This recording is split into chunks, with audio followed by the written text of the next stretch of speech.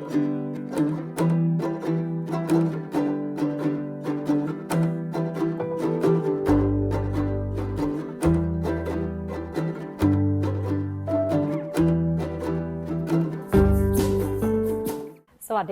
Welcome to Tiger in the Kitchen, and today we are making this lovely chicken cashew nuts or ไก่ผัดเม็ดมะม่วงหิมพานต์ Yeah, the name is so long in Thai language. But hey, it's actually a very simple name and you can check how it's translated in the description box. This menu is one of the most beloved whenever that I host the dinner parties with friends. And we can either make it the regular way with the chicken or fry them crispy like what we are doing in this video. What would you prefer though? Crispy or not crispy chicken? Let me know in the comments. Might seem like there are quite many ingredients to prepare, but let me show you how easy this meal can be done.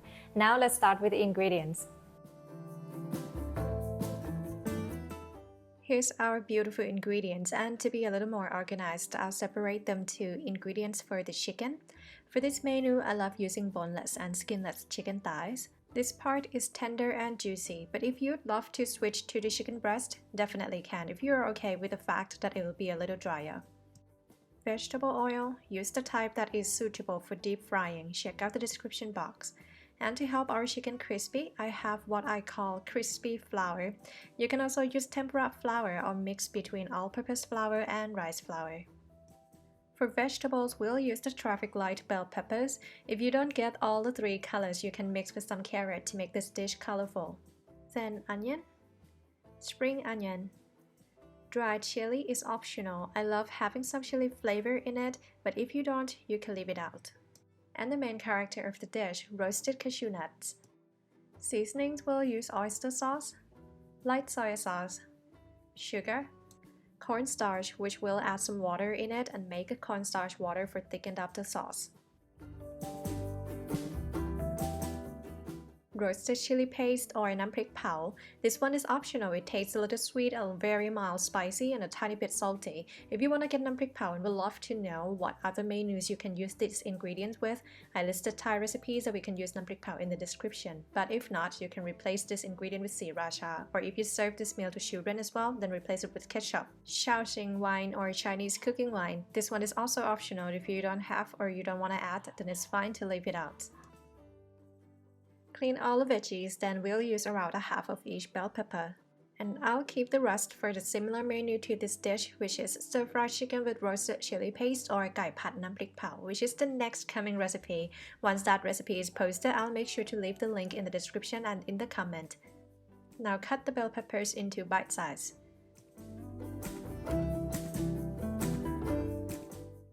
Onion. I have this tiny one which will be the amount I need. If your onion is bigger around this size, then use a half of it. Cut into bite size as well.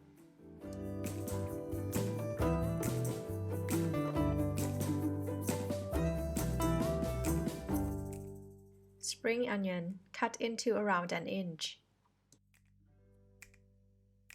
To make it easy and less messing around in front of the stove, we'll pre-mix all the seasonings. 1 tablespoon oyster sauce, 2 tablespoons sugar, 2 tablespoons light soy sauce,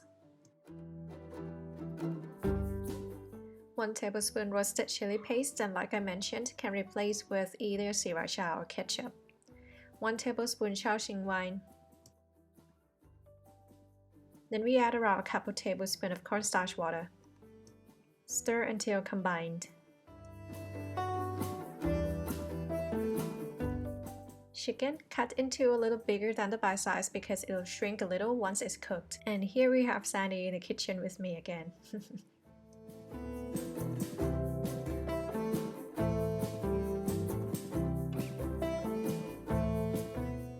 Then add 5 to 6 tablespoons of crispy flour. If you use all-purpose flour and rice flour, then mix 3 tablespoons of each.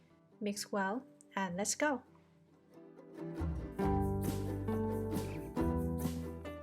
Pour enough vegetable oil for deep frying using medium heat, so the amount depends on the size of your wok or pan. Deep frying anything, pick the high smoking point oil such as canola, palm, soybean, avocado, etc. And we'll fry the dried chili and the cashew nuts first. We're gonna wait until the oil is hot, and I never have a cooking thermometer. I always measure by a wooden chopstick. Dip in the oil. When we see the bubbles, then it's ready. Fry the cashew nuts for about a minute. Actually, I had more cashew nuts, but I kept eating them the whole filming, so this is what I have left. Rest on paper towels. Dried chili, same. Cook for about a minute and then rest on the paper towels.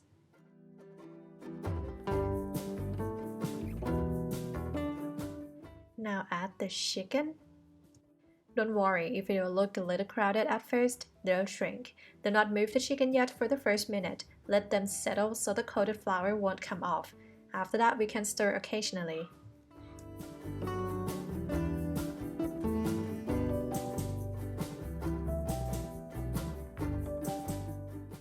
Once golden brown and crispy, remove them and rest on paper towels or a rack.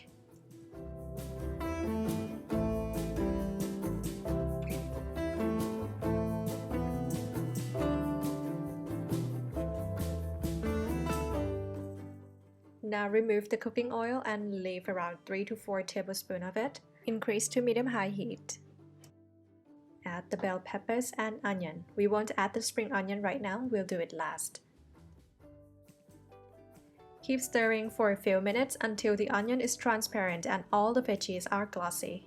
Normally, if I had a very high flame outdoor kitchen like my house in Thailand, I love using a very high heat for every stir-fry menu with a different type of wok. But for now, I can't do it to this pan. So if you can go full on with the flame, go for it. Just so you know, I'll be jealous. The cook deserves some crispy chicken mid-cooking. Okay, I won't take too many. Once the veggies are ready, add the fried chicken and the pre-mixed sauce.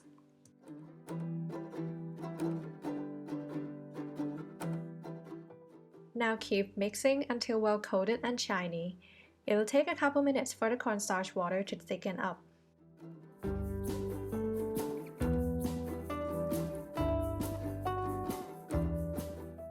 Then add the cashew nuts and dried chili. Mix them well.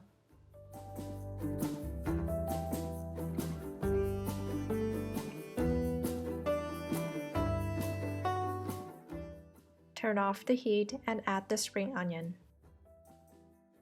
Give it the last mix and smells and looks so good.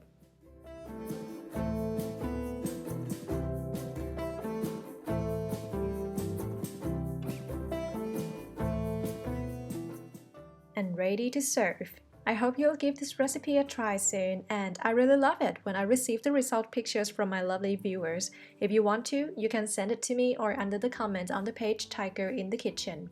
Thank you very much for watching and see you again next recipe. Enjoy your day. สวัสดีค่ะ